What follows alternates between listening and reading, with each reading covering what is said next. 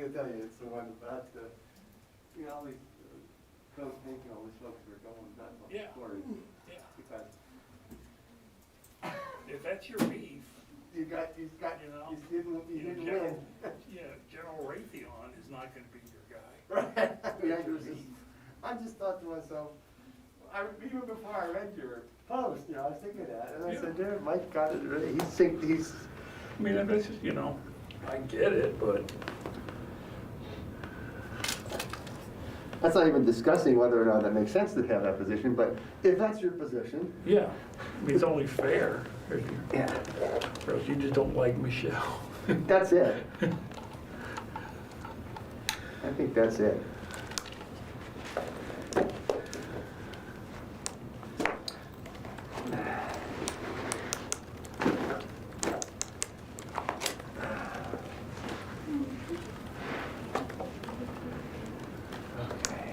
This is not going to be a fun day for the Army. Yeah. Do you want a white shot or do you want to go here? I'm interested in seeing my readers want to know whose head is going on the plate. Yeah, yeah, That's all they care about. yeah. Talking about some, you know, refinagling some bureaucratic, calling them A-wing versus A-wall is not gonna, Yeah. is not gonna do it. They want some, they want, you know, they want heads. Whose head will it be?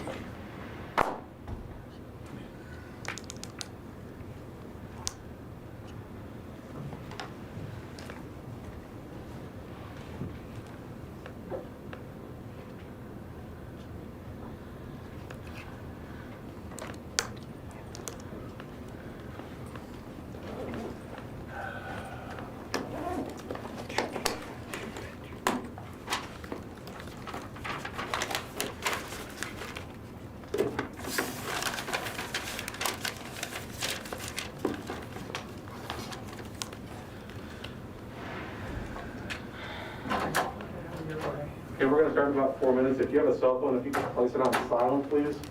And if you want to use our Wi-Fi, the password is on the screen in the back of the room.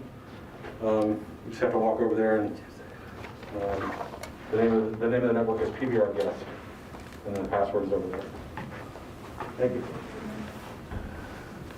I guess the House passed the defense bill. I gotta go vote on it today. I think they did I pass. thought it passed it this morning.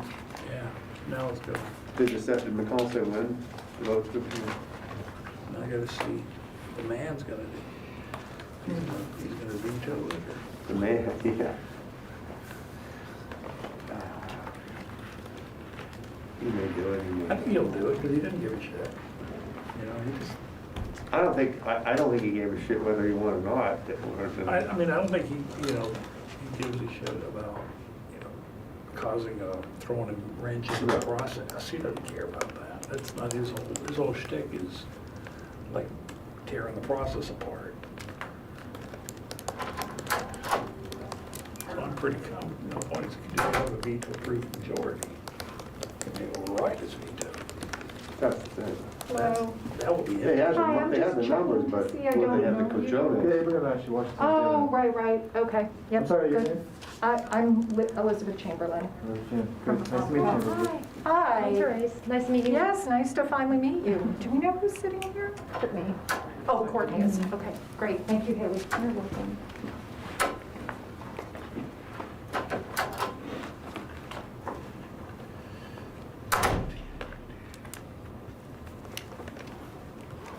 Okay, let's see what that means. Tom, where can I get orange Emma? socks and blue laces? What? Where can I get orange socks and blue laces? Okay. I know, they don't quite match. I like it, I like it. I thought it was cold, I wanted to heat things up a little bit. It's too cold out there, you're right. Anything. It's cold walking across that bridge from the parking lot. You know. That's the cold one. Yeah, wind.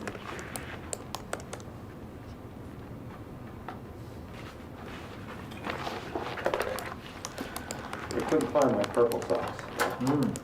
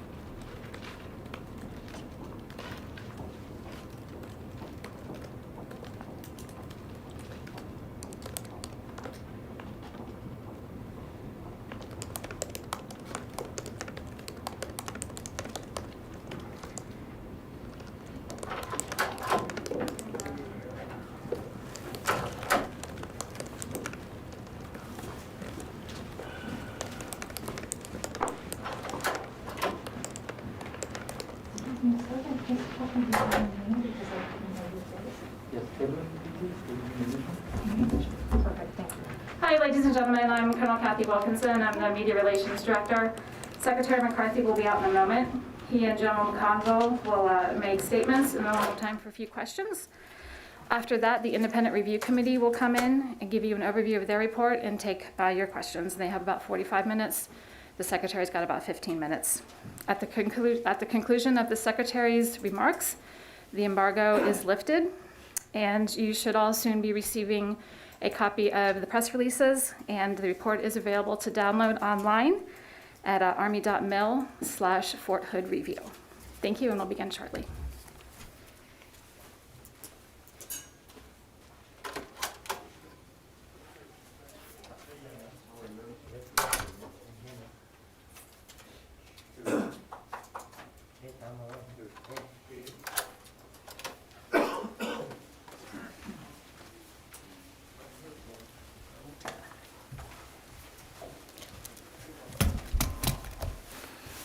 Good morning, everybody. I'd like to make several announcements related to the Fort Hood Independent Reviews. The Independent Review of Fort Hood's command climate, so this will be a longer statement. The murder of Specialist Vanessa Guillen shocked our conscience and brought attention to deeper problems. The initial investigation into Vanessa's death, coupled with high numbers of crimes and deaths at Fort Hood, has revealed a series of missteps and multiple failures in our system and within our leadership. For that reason, on July 30th, I directed the Undersecretary of the Army, Mr. James McPherson, to establish an independent review committee to review the culture at Fort Hood. Secretary McPherson, with the help of the League of United Latin American Citizens and some members of Congress, selected a diverse and highly experienced panel to determine whether the command climate and culture at Fort Hood and the surrounding military community reflected the Army's values, including safety, respect, inclusiveness, and a commitment to diversity in workplaces and communities free from sexual harassment and sexual assault. The panel, led by Chris Swecker, also included Jonathan Harmon, Carrie Ricci, Keta Rodriguez, and Jack White. You'll have an opportunity to speak with them shortly, and we will make their report available to the public. Over the course of 103 days, the panel surveyed 31,612 soldiers, interviewed 647 soldiers, and met with civic and elected leaders, local law enforcement leaders, and the local district attorneys. On November 9, the panel briefed the Army senior leaders and provided 9 findings and 70 recommendations. The findings of the committee identified major flaws with sexual harassment and assault response prevention program from implementation, reporting, and adjudication. Fundamental issues with Fort Hood Criminal Investigation Command field office activities that led to unaddressed problems on Fort Hood. And finally, a command climate at Fort Hood that was permissive of sexual harassment and sexual assault. Further, the committee made 70 recommendations to improve the following areas: overall SHARP program structure, Fort Hood Criminal Investigation Field Office Command activities, Army missing soldier protocols, Fort Hood crime prevention and response activities, Army-wide command climate issues, and Fort Hood public affairs activities. The tragic death of Vanessa Guillen and a rash of other challenges at Fort Hood forced us to take a critical look at our systems, our policies, and ourselves.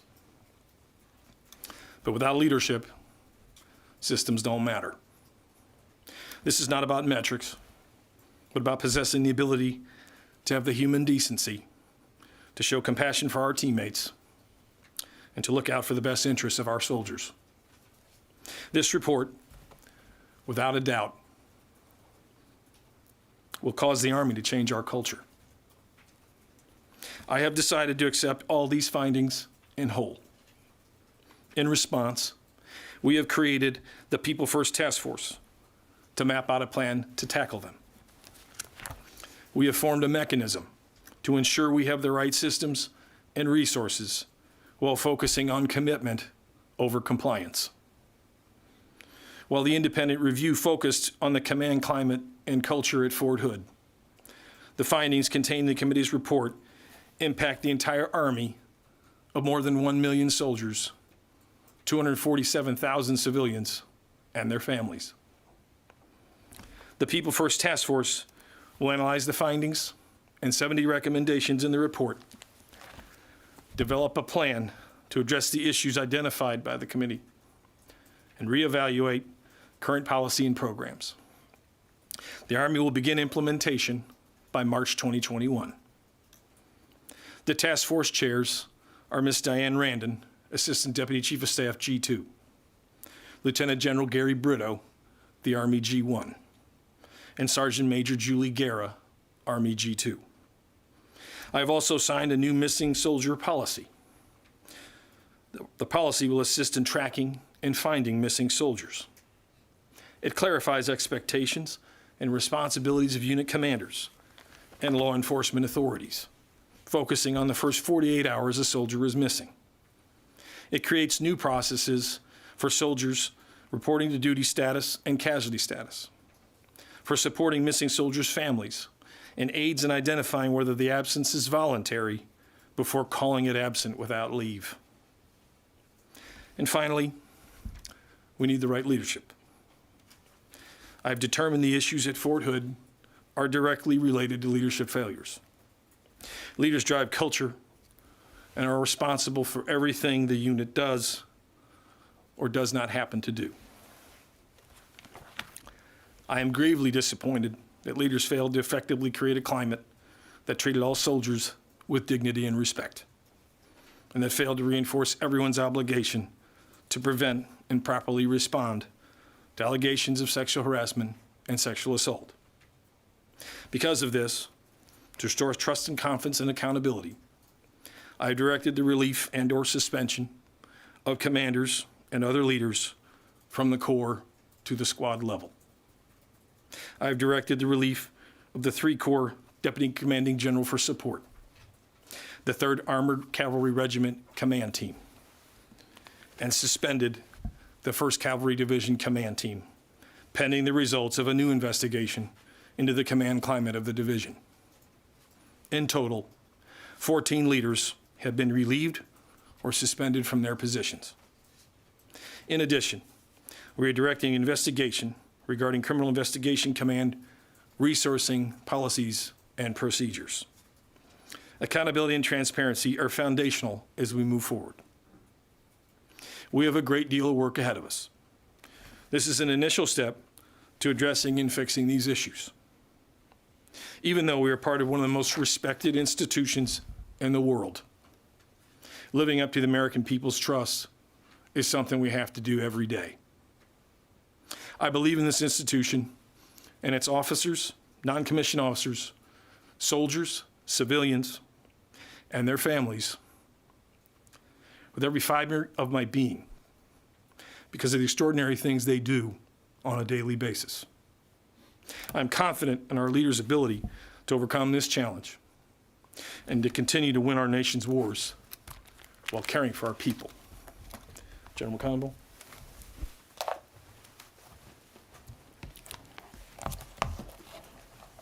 Well, good afternoon.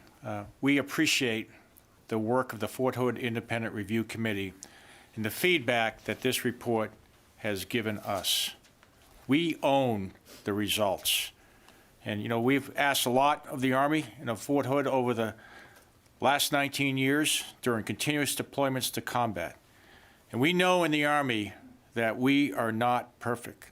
But what makes us the greatest Army in the world is that we recognize where we must change. We acknowledge our issues and we fix them. Prior to coming here, I talked to Mrs. Guillen, Vanessa's mother. And I told her that we're going to fix these issues and change the culture that allowed them to happen. I told her We must and will provide a safe and secure environment for American sons and daughters that serve in the Army. As the Secretary said, we are holding leaders accountable, and we will fix this. Tomorrow, we are briefing the Army senior leaders on this report, and we will ensure it is understood, and our plan to move forward will be implemented throughout the Army. We have been trusted to lead the world's greatest soldiers. It is our sacred duty to protect our soldiers so we can defend our nation. That is what we do. Thank you. Lita Baldor, first question.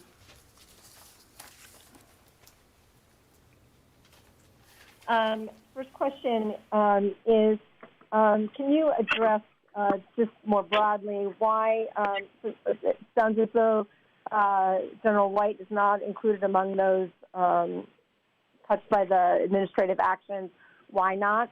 And then also, how widespread do you believe these problems are beyond Fort Hood? Because you seem to suggest that 19 years of war on this and maybe one of the causational factors. Is that what you are saying? Alita, it's Ryan McCarthy. With respect to General White, he was deployed for 13 months. In our standard practice, I'd like General McConville to comment as well, but General White was deployed for 13 months. Our standard practice is that we delegate a senior mission commander to take the role of running the garrison activities. So in this case, it had been a standard practice that we've used for, I think, over a decade in the formation.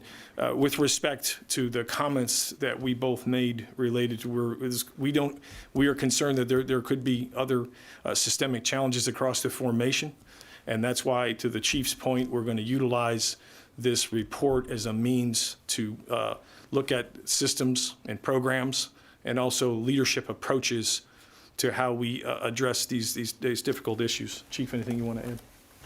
Just on General White, I think it's really important. He did a fabulous job in Iraq over the last 13 days, and leadership is about presence. And when you're in Iraq for 13 months, that's why we appoint a general officer to be the senior commander. And as far as other issues, we're about excellence. I said we're not perfect, but we strive for excellence. We need to take a hard look at ourselves. That's why we're the best Army in the world, and that's what we're going to do. We're going to take these results. We're going to make sure that every single leader sees these results. Some will say we reflect society. I don't want to reflect society in these type of issues. I want to make sure that we have a environment where everyone is treated with dignity and respect and everyone takes care of each other, and we expect our leaders to do that, and that's what we're going to do. And we have time for one final question in the room. Louis Martinez.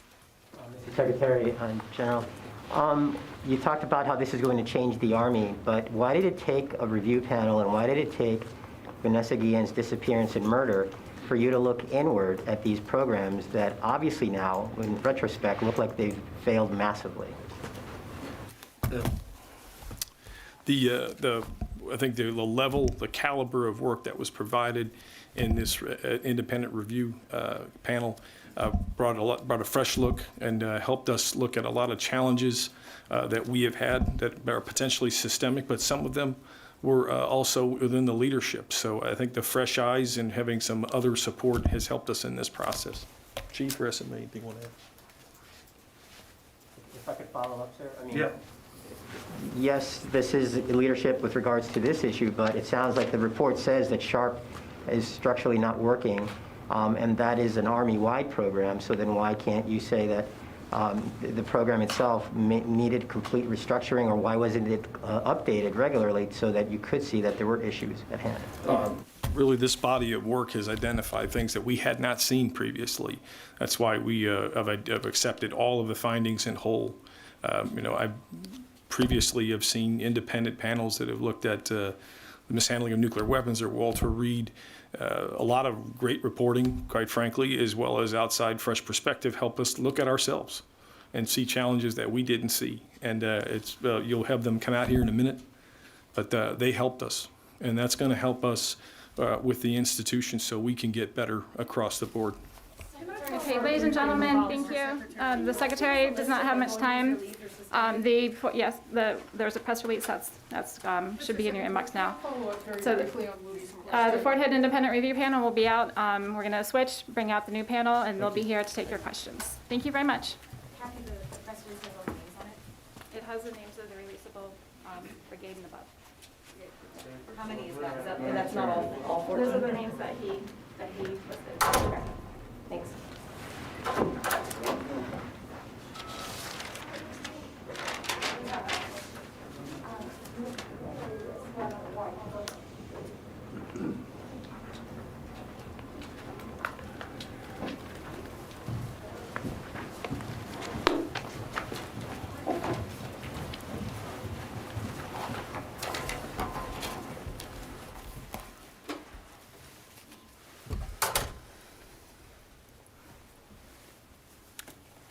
Good afternoon. Thank you for joining us. I'm Elizabeth Chamberlain from Army Public Affairs.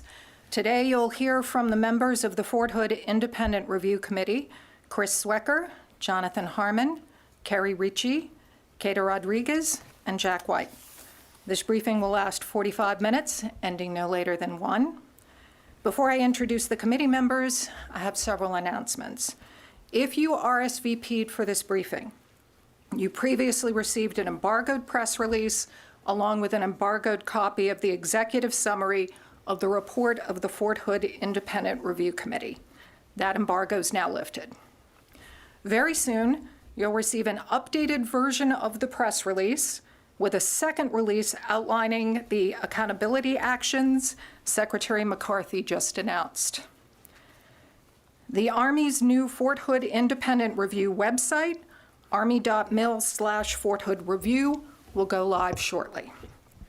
On this site, you'll find both press releases, a link to download the 136-page redacted report, and additional background materials. This briefing will begin with an opening statement from Mr. Swecker on behalf of the committee. Afterward, the committee members will take questions relating to the report and their findings and recommendations. For the Q&A segment, please allow me to acknowledge you before asking your question. Please provide your name and affiliation. Limit yourself to one question and one follow-up. I'll call on reporters in the room and on the phone line. I'll provide a warning when we have time for one more question. And now Mr. Swecker will read an opening statement on behalf of the committee. Good afternoon, and thank you for attending today. My name is Chris Swecker. I'm the chair of the Fort Hood Independent Review Committee. I'm a practicing attorney in Charlotte, North Carolina. I'm also of counsel with Miller Martin out of Tennessee. And I'm retired from the FBI after 24 years, retiring as assistant director of the FBI. To my far left is Jonathan Harmon. He's chairman of McGuire Woods Law Firm. He is a nationally recognized trial attorney who previously served as an Army officer at Fort Hood in the 1st Cavalry Division after graduating from West Point. To my immediate left in the front is Kerry Ricci. She is a retired Army JAG officer who served 3 years at Fort Hood, including as trial counsel, and is now a senior executive serving as an associate attorney general counsel for the U.S. Department of Agriculture. Just behind Ms. Ricci is Kata Rodriguez. She is a retired Marine Corps officer who served 20 years on active duty. She currently serves as regional director for 4 Block, which is a veteran-serving nonprofit organization. To my right is Jack White. He's a partner at FH&L, a law firm where his practice focuses on government investigations and civil rights claims. He served as a law clerk at the U.S. Supreme Court after graduating from West Point and serving as an armor officer in the active Army and the U.S. Army Reserve. So after that introduction, I'm going to read a very brief statement and turn it back over to Elizabeth. On July 30th, 2020, the Fort Hood Independent Review Committee was chartered by the Secretary of the Army to conduct a comprehensive independent review of the Fort Hood command climate and culture and assess its impact on the health, safety, and readiness of its soldiers and units, particularly as it related to preventing sexual assault, harassment, crime issues affecting soldiers, and missing soldier protocols. We began our work immediately. The committee members who had never met each other prior to their appointment were tasked to organize themselves, devise a strategy for the review, gather relevant facts, and complete a final report to the Secretary within 90 days. All of the members have day jobs with significant responsibilities. We couldn't cast those aside. However, we accepted this appointment based on our shared belief that an independent body could indeed assess the serious issues at hand and, if necessary, provide a roadmap towards constructive change. Each member of the committee accepted this appointment with the intention and a hope of supporting the mission and well-being of our brave soldiers. The final report was delivered to the Secretary of the Army on November 6th. We briefed the Secretary of the Army and the Army Command on November 18th of this year. Before we go any further, let me emphasize that Secretary McCarthy, Undersecretary McPherson, and Chief of Staff McConville provided us absolute independence to do our job. We were authorized access to every available source of information, and we were provided a full Army staff, including a brigadier general, 2 colonels, several lieutenant colonels, and a master sergeant, each of whom stood ready to support our mission. Although the establishment of an independent committee of civilians to review a U.S. Army command and its actions is not unprecedented, it is extremely rare, and it reflects a sincere desire to identify the issues and address them. The Secretary and Undersecretary also approved and facilitated the addition of 5 former FBI special agents and civilian administrative support to provide much-needed assistance to the team. We visited Fort Hood for 19 days in August and September. We conducted 647 individual interviews. We did 80 group interviews, which encompassed over 1,800 soldiers, and we conducted over 140 specialized interviews of various stakeholders on and off the post. We retrieved and analyzed thousands of pages of documents, commissioned 49 formal research projects, and conducted a survey tailored for this review, which drew over 31,000 responses from the Fort Hood community, representing what we were told is 100% of the targeted audience. The review focused on the period 2018 through 2020. However, if information from the last 5 years was considered if it was deemed relevant to the review. After 3 months of diligent work, the committee issued 9 findings and 70 constructive recommendations. The report leads off with finding number 1, which states that the command at Fort Hood was ineffective in its implementation of the Sexual Harassment, Assault Response and Prevention Program, the SHARP program. This was due to underemphasis of the program outside the 3 Corps headquarters and a failure to culturally integrate the program through the enlisted ranks to where almost 90% of sexual assault victims are found. The committee noted that while the Fort Hood leadership afforded the highest priority to maintaining equipment, conducting field training, and ensuring deployment capability, a series of command elements executed these duties in a manner that was at the expense of the health and safety of all soldiers, but particularly for women at the brigade level and below. This dearth of command emphasis on the SHARP program adversely impacted mission readiness in terms of morale, reenlistments, and recruitments. The committee also found that soldier accountability was not strictly enforced, and there was no missing soldier protocols for first-line supervisors. This resulted in ad hoc responses to soldiers who failed to report and may have been in jeopardy. With respect to the crime issues at Fort Hood, the committee determined that the crime environment within the surrounding cities and counties is commensurate with similar size areas in Texas and around the United States. However, serious crime problems on Fort Hood have gone unaddressed because the installation is in a fully reactive posture. Leaders across a series of commands failed to use best practices in the areas of public safety to develop and execute crime suppression strategies. The committee found that the serious crime problems on the installation at Fort Hood require proactive command action to mitigate. The committee also found that the Fort Hood CID detachment had various inefficiencies that adversely impacted accomplishments of its mission. The committee wishes to thank the Secretary of the Army the Undersecretary of the Army, and the Army Chief of Staff, and the Army staff that they provided for the strong support they provided to this committee. So I just want to add that we were all fully immersed in all aspects of the review, but each of us had a focus area. So when you ask a question, we may have that person come up to the podium and we'll switch positions. So bear with us as we do the switch. Thank you. Thank you, Mr. Swecker. We'll now take our first question, which goes to Lita Baldor, AP, on the phone. Hi, I had a question earlier, so I'll let someone else ask. Go ahead. Kyle Remfer, Military Times, also on the phone. Hi, thanks for doing this. So we just heard that, 14 senior commanders or 14 commanders there at Fort Hood were relieved or suspended. But how far back do the problems that you guys identified go? Is this something that just developed in the past 12 months, or does this extend, years back here? How long has this been in development? Well, I'm going to refer to the report. We look back as early as 2014. There were issues that were called out. If you look at it in terms of risk management, it became a known risk very early in the process. We did not fix accountability on any specific general officer or any particular commander, because for that very reason, particularly in the last 5 years, which was really the more relevant time period, we just didn't. It was not an act of commission. These were acts of omission, if you will.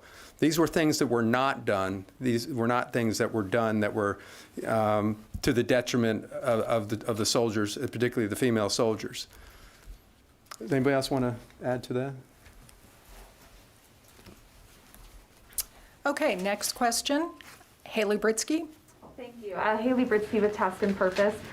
In your conversations with soldiers and in your interviews with them, can you tell us about some of the points that you heard repeatedly, some of the concerns or complaints that they had regarding the sexual assault and harassment program?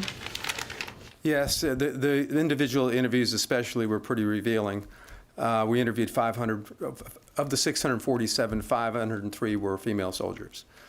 What we found was that there was a fear of retaliation, all forms of retaliation, stigmatism, ostracism, career, derailing a career, assignments, work assignments, and that sort of thing. There was a fear and a founded fear that the confidentiality of the reporting process would be compromised. There was a fear, or there was a lack of any appreciation for the results or the response, because it took so long to get an adjudication that people never saw the adjudication, so they lost faith in that.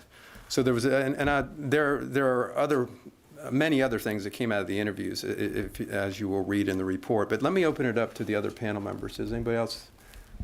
Yeah, I will say that Keta and Carrie did the individual interviews, and they may have something to say about that, but they were very revealing.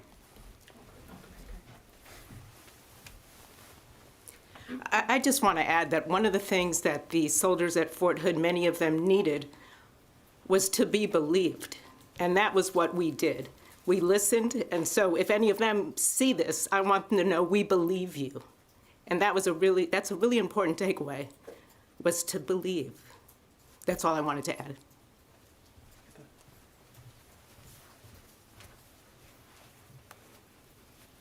As Mr. Swecker just stated, I spent the bulk of my time during the course of our time at Fort Hood interviewing these individuals. As he mentioned, 503 of the 647 were women. We made a very concerted effort to interview every single woman within specific units, in particular the unit that Vanessa Guillen belonged to. And what we did discover was, which was one of the really shocking elements or parts of the interview period, where the number of unreported sexual harassment and sexual assault incidents. Of the 503 women that we interviewed, we discovered 93 credible accounts of sexual assault. Of those, only 59 were reported. And we also found 217 unreported accounts of sexual harassment. So that's a really significant number. Of those, just over half were reported. And so what we discovered during the course of those interviews is that due to the lack of confidence in the system, that lack of confidence absolutely affects the reporting of those incidents. And obviously, if we're not able to capture those incidents, then it's almost impossible to address that. But again, as Mr. Swecker alluded to, there were other indicators that this was a problem. And so that's something that the report really focused on. And this interview, the interview period of all of those individuals really focused on just letting people speak to us. They knew that we were an independent panel. None of us are on active duty, which I think was a very significant in their willingness to speak with us and to just believe, as Ms. Ritchie just said. Okay, thank you. Next question will go to the phone. Jasmine Caldwell, KCN 6, Texas. It's difficult for those of us on the phone. We probably want you to identify yourselves before you speak. Yes, panelists, if you could, committee members, if you could identify yourselves before you speak, that would help the people on the phone. Good reminder, thank you. Jasmine Caldwell, did you have a question? Hi, yes. You were just talking about the reported sexual assault and harassment on Fort Hood. Out of the ones that were reported, were they properly handled? It was all over the place in terms of adjudications. So when you say properly handled, the ones that were reported went through the process. If they were sexual assaults, they went through the Criminal Investigative Division, a detachment there for investigation. If they were harassment, there was an appointed investigating officer out of the brigade where the complaint took place. What we saw were, and this may be an area where Ms. Ricci can address it as well, because she was a former JAG officer and she concentrated in this part of it. We saw a lot of delayed justice, if you will, the old saying, justice delayed, justice denied. The process was so long and drawn out that most people never saw the actual result. So there was no deterrent, or at least there was no visible deterrent. We found that delays were built into the process and nobody was monitoring the life cycle of a sexual assault or sexual harassment complaint. So nobody really knew how long it took. Nobody had the responsibility to track how long it took or different parts of the process. And let me ask Ms. Ricci to come up and address that as well, if you will. Sure. I don't have too much more to add. I will say that at Fort Hood, they have really organized themselves well to prosecute sexual assaults. They're not the easiest cases to try, and they have some expertise. But what we found, as Chris mentioned, was that there are delays in the process that become very troublesome for a victim. Imagine that you're still waiting for justice more than a year later. So I can't really add too much more. It's all in the report, but we did find some areas where improvement could be found. Okay. Yes, go ahead. Yes, I'm Therese Garnier with Newsy. I've followed this issue a lot as far as sexual assaults in the military, and one of the things that I found when I've interviewed different survivors and also former OSI agents were one of the issues was they keep changing those who are investigating it. So you have one person who investigates it and he's like, oh snap, I have to deploy. Let me pass this documentation to someone else. Now they have to pick it up. They're new to it. They don't know the case. And a lot of times that's what's dragging it on. And also a lot of evidence is being lost because of it. So what are you guys, did you recommend ways to fix that issue where you're not having multiple people investigating the same issue and just kind of passing it off from one person to the next?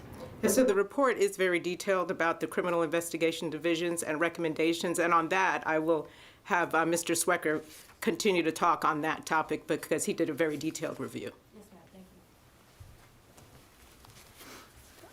you. So we did indeed look at the whole process. There are different components that have a role. The JAG officers have a role. CID has a role. What we found within CID, and this may not be just at Fort Hood, is that they were using Fort Hood as a training ground for CID agents. High turnover, fairly chronic understaffing throughout the time period that we looked at, and inexperience. So of the 45 special agents assigned there were probably about 35, I think we determined, that were actually working cases. Out of those 35, there might have been 3 or 4 that had more than 2 years of experience. So they were rotating through. They were coming out of Fort Leonard Wood, going straight to Fort Hood, uncredentialed apprentice agents, and then within 2 years, they were rotating out very quickly. So to your point, there was a lot of attrition of the case agents and the agents working these investigations. Many of them were overassigned. Some of the investigative tools that most law enforcement agencies have, they didn't necessarily have at their fingertips: cell phone tracking, mirroring or extracting information from cell phones and mobile devices, which is very critical investigative techniques in today's investigations. They needed more and better equipment and much faster turnover. There were delays in other areas as well. When a pass-off goes to the JAG officers or to the command, military justice advisor, there were delays there in getting an opinion of probable cause. There were delays in getting an assignment of a victim counsel assigned to the victim. So all of that combined and conspired to make it a very long and drawn-out process. Anyone else? Yes, go ahead. Yeah, I'm Cristina Londoño with Telemundo. I was wondering how instrumental was Vanessa Guillen's family in this investigation, and who talked to her? I'm going to hand the podium over to Jack White, who did talk to the family and has some perspectives for you on that.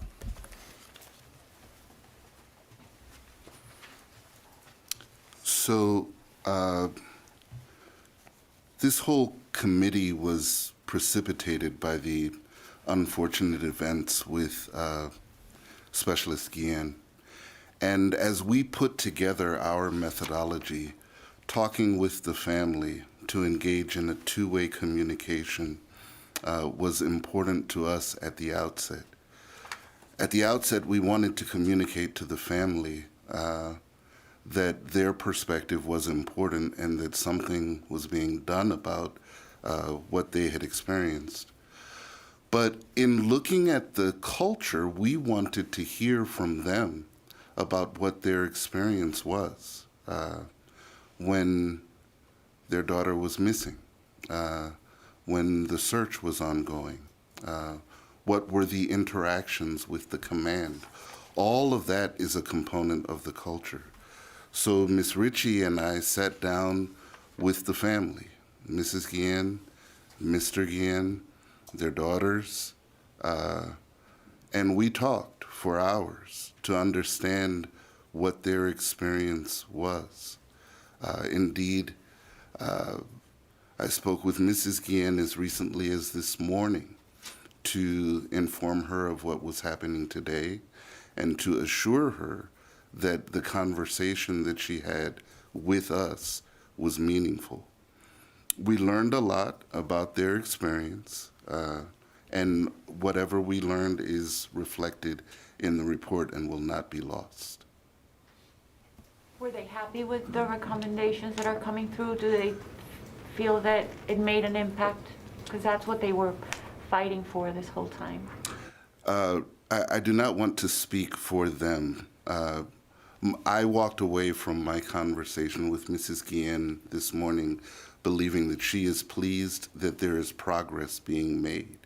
I do not believe that she has had the benefit, that the family has had the benefit of reviewing the report and our findings and recommendations yet. Okay.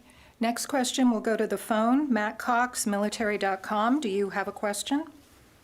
Yes, hi. Thank you for doing this. I did have a question about, your findings on the Fort Hood Criminal Investigation Detachment.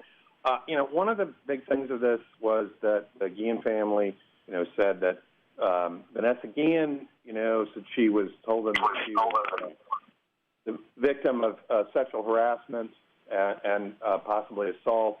And CID was very adamant that, well, we found no evidence of that. There was, we found no credible evidence of anything like that. Are you saying that that's, a flawed finding, and that, was there any evidence, or, that you found, or can you speak to that as far as what that says, what these findings about the CID detachment say to that, that of whether there was evidence that maybe had been overlooked? Does that make sense? That is the subject of a separate Army investigation, which is going very deep into that area. I don't want to step on that investigation. I will say this. There is a misunderstanding on one part of that. CID did not find any evidence that Specialist Robinson sexually harassed Vanessa Guillen. And I'll leave it at that. Because we looked at the Guillen case as a case study in terms of the overall broader topic that we were looking at and the subjects that we were looking at. But once the separate investigation was announced, we are not the investigating body for the issues involving the potential sexual harassment or any other issues involving Vanessa Guillen inside her unit. I'm not dodging this question. It's just it's an ongoing thing, and we don't want to taint that investigation in any way. Okay, Courtney? Just two follow-ons. Ma'am, you mentioned a bunch of numbers about 503 accounts, and I'm wondering if you could just clarify them, because you said there were 217 unreported accounts of sexual harassment. Is that correct? So, but then you also said that about half of them had been reported. Can you just run through those numbers again, do you mind? Yes, during the course of our interviews, it was 647 individual interviews. That included both men and women, but there were 503 women that were interviewed. Of those, we discovered 93 credible accounts of sexual assault. And again, those were just individuals, soldiers who were telling us that this had happened to them. Of those, 59, when we asked the question, which was part of the interview, did you report this or was it reported? The answer was no. Was yes. 59 of those. That was the extent of those. For sexual harassment, we discovered 217 credible accounts of sexual harassment. Of those, and I'll give you that specific number that were actually reported. For those of you on the phone, this is Ms. Rodriguez speaking. And all of these numbers, these specific numbers are included in the report. There were, no, it was, I apologize, I don't know the number. It is in the report, yes. Those specific numbers are actually called out in the report. And then, Ms. Ricci, can I just get you to expand a little bit on what you meant when you said that people just wanted to be believed? Were women not coming forward with reporting incidents and not being believed, and that was a lot of what you heard?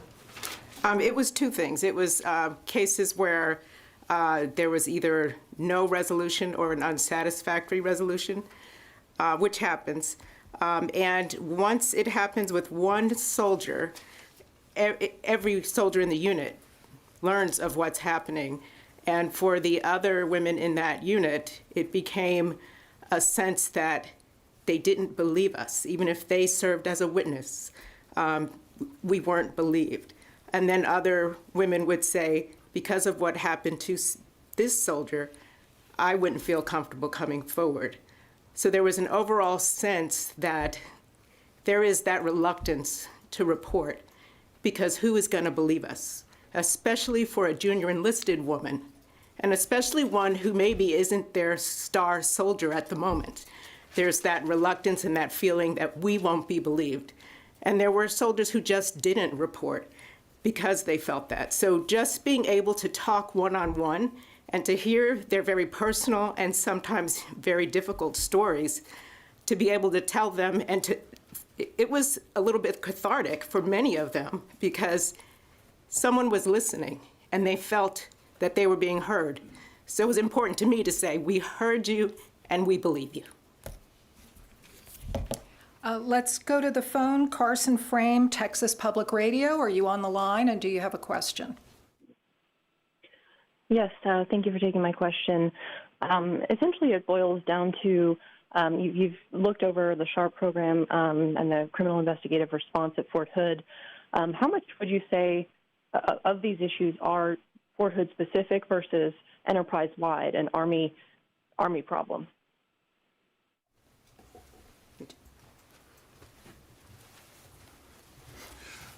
This is Jack White. I'll start here. I'm sure that Mr. Swecker will follow me. I want to start with our charter. Our charter was to look at Fort Hood, and that is what we did. But we are not oblivious to the fact that, this is one Army, and Fort Hood is potentially emblematic of other things going on in the Army. SHARP is an Army-wide program. So some of our observations, while we saw them at Fort Hood, may very well be similar at other installations. A great number of our recommendations are Fort Hood specific, because that's where we were on the ground. And at Fort Hood, our methodology permitted us to kick the tires on just about everything at Fort Hood. But some of our recommendations look beyond just Fort Hood because, as I said, the SHARP program is an Army-wide program. Some of our recommendations in other areas look beyond Fort Hood as well. Chris? This is John Harmon.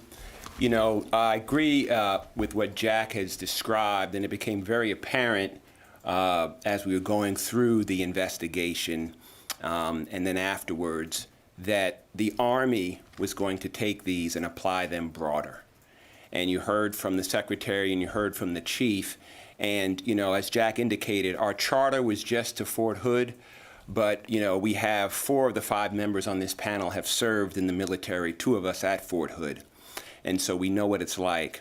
And so we were very pleased to hear from the Secretary and the Chief about using this Army-wide. So again, our charter was focused solely on Fort Hood, but as Jack articulated, and as, again, the Secretary and the Chief have said, they're going to use this to make Army-wide changes, which we applaud. And just to add to that, those 49 research projects that we commissioned went deep, and they made comparisons to other installations across the Army. So we weren't, as was mentioned, we weren't oblivious to what was going on at other installations around the Army. We made a lot of comparisons to how things were going at other installations, and we also heard stories from soldiers who had served at other installations. So we did note, however, that in many cases Fort Hood was an outlier in things like AWOL, suicides, and other issues in comparison to some of these other installations.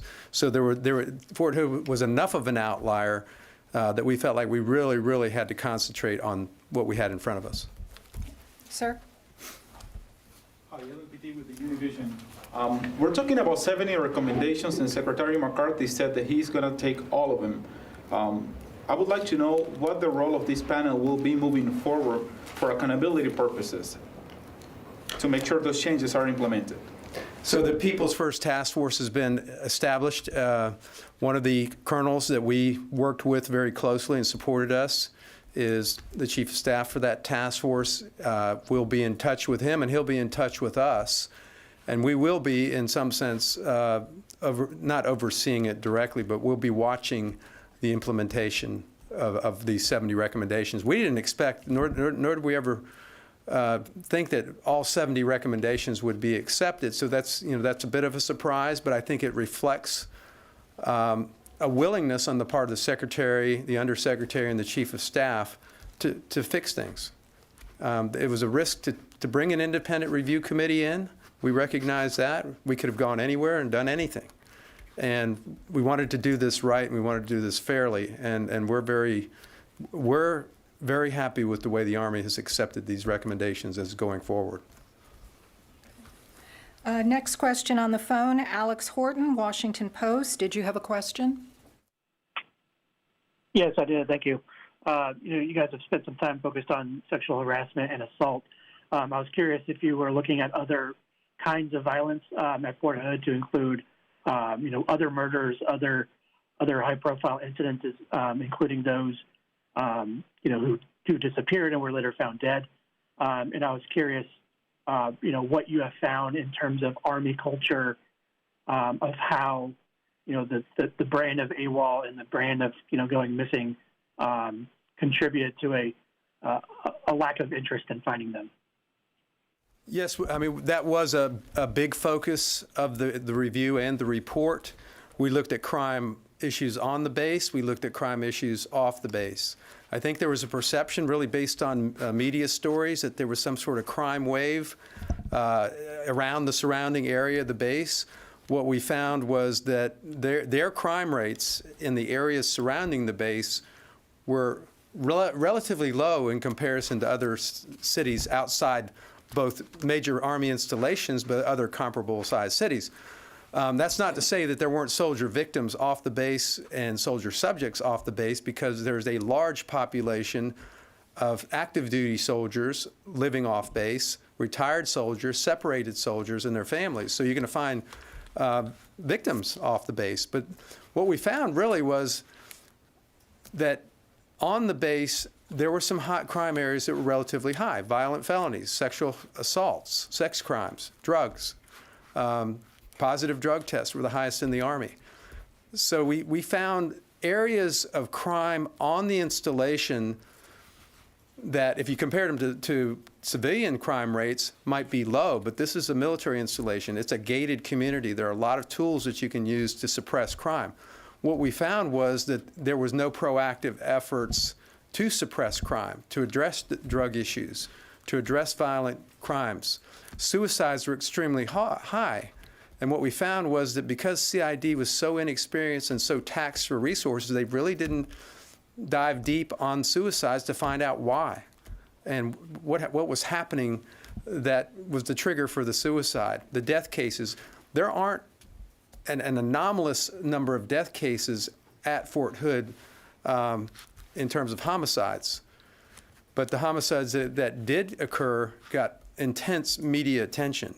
And we looked very hard at those homicides.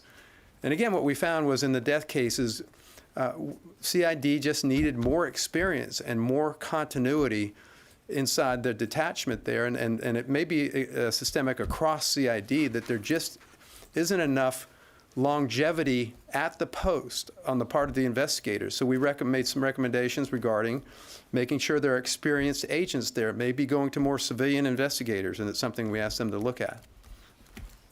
Yes.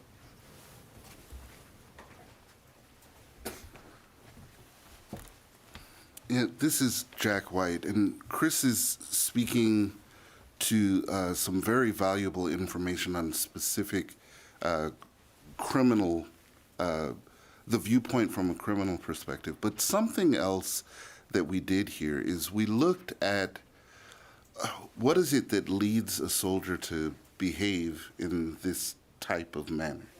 And in the process of looking at that, we looked, one of the things that the report contains is looking at the other armed services, what they do well that might be able to be incorporated within what we do in the Army, or what the Army does. And one of the things that we found is that one of the other services looks at the qualities in service members that lead them to violence, the kind of violence that we don't want in uniformed personnel.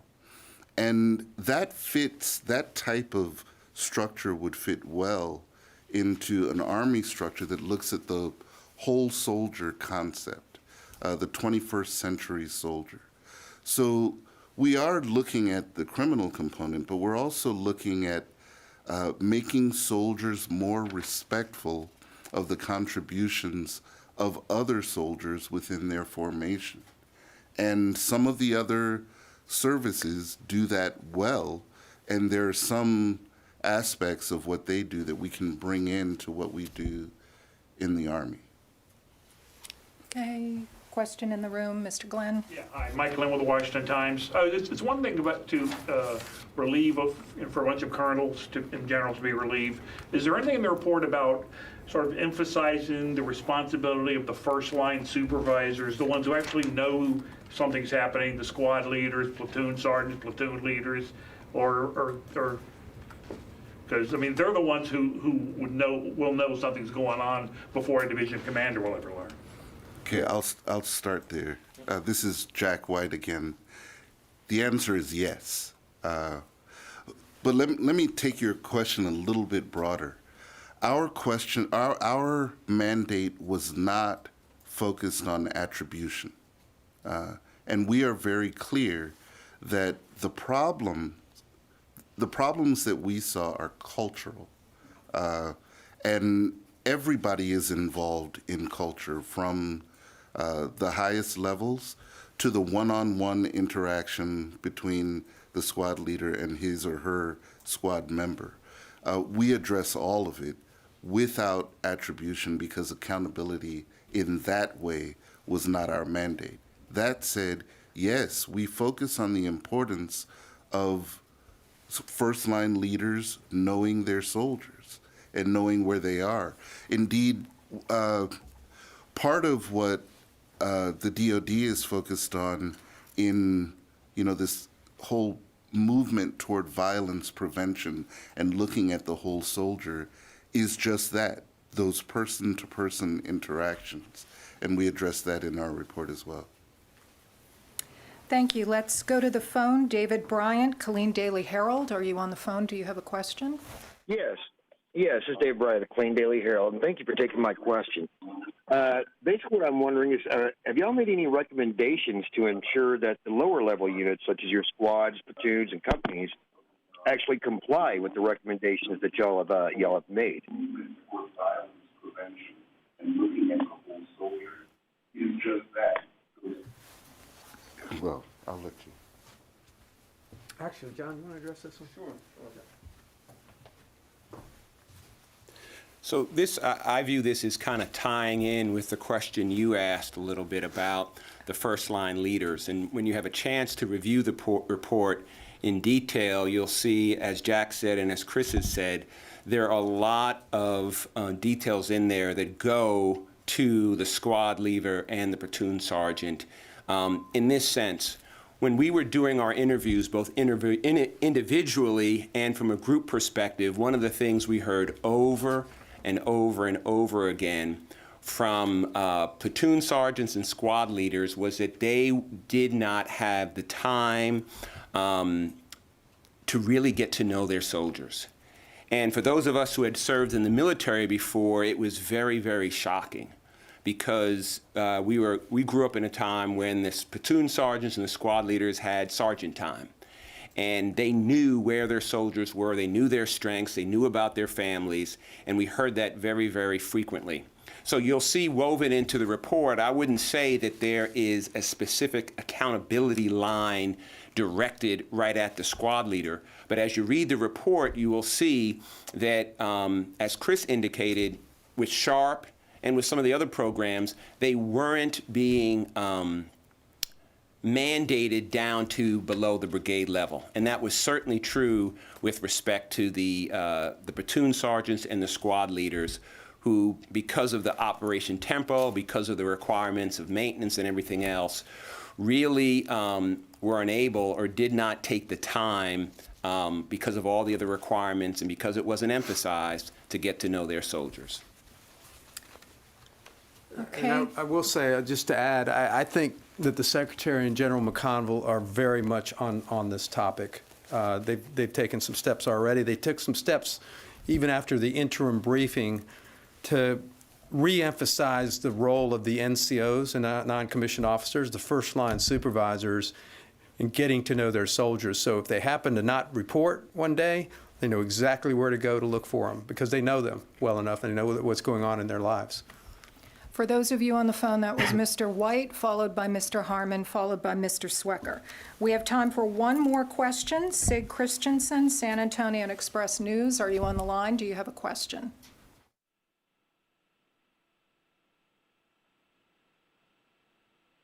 7 no. Steve Campion, ABC 13 Houston, are you on the line? Do you have a question? Yes, Steve Campion here with ABC 13 in Houston. We've spoken to a lot of the families of missing soldiers there at the base, including Vanessa's here in Houston, and I wanted to see if you might be able to address this. So many of them have told us when a soldier goes missing there on base, there wasn't a sense of urgency in finding that soldier. It was often seen that this person has gone AWOL. Can you give us a sense of what your review found in terms of that part of this equation? Was there this lack of urgency to find soldiers who went missing there at base? There were two things that we think really impacted that missing soldier failure to report dynamic. One was from what we saw, and actually the Guillen case as a case study is an example of it, the accountability for soldiers at the first muster or the various musters during the day had slipped, particularly during COVID. So, part of that is a function of the NCOs not necessarily knowing enough about their charges, their soldiers under their supervision, to know what was normal and what was not in terms of not reporting. The second part of it was, with all the regulations and all the protocols in the Army and all the procedures, there was none for a failure to report. There are rules and procedures around AWOL and when to carry that as a status, as a personnel status. There were rules and procedures around when to carry someone as a deserter, when to enter their names into the National Crime Information Center, NCIC, be on the lookout, and that sort of thing. But at the first line level, each NCO had to rely on their own devices and their own judgment and their own experience as to whether that failure to report was under suspicious circumstances or circumstances where the soldier might be in jeopardy. And so it was a slippage of accountability, routine accountability, combined with no real protocols or procedures in place for the NCOs in the first instance. So we describe it as an ad hoc response. Each response was different. There were no consistent responses. They now have, and we have looked at the missing soldier protocol that the Army has put out, and it's a very good one. It starts on hour one. In any missing person case, the first 24 hours is extremely critical. You can't get started 24 hours into it. You have to start on hour one, and hour two. So that's where their missing soldier protocol that they're promulgating now, we think hits the mark. Thank you. That concludes this briefing. Thank you to the members of the Fort Hood Independent Review Committee for their service on behalf of the Army. Thank you.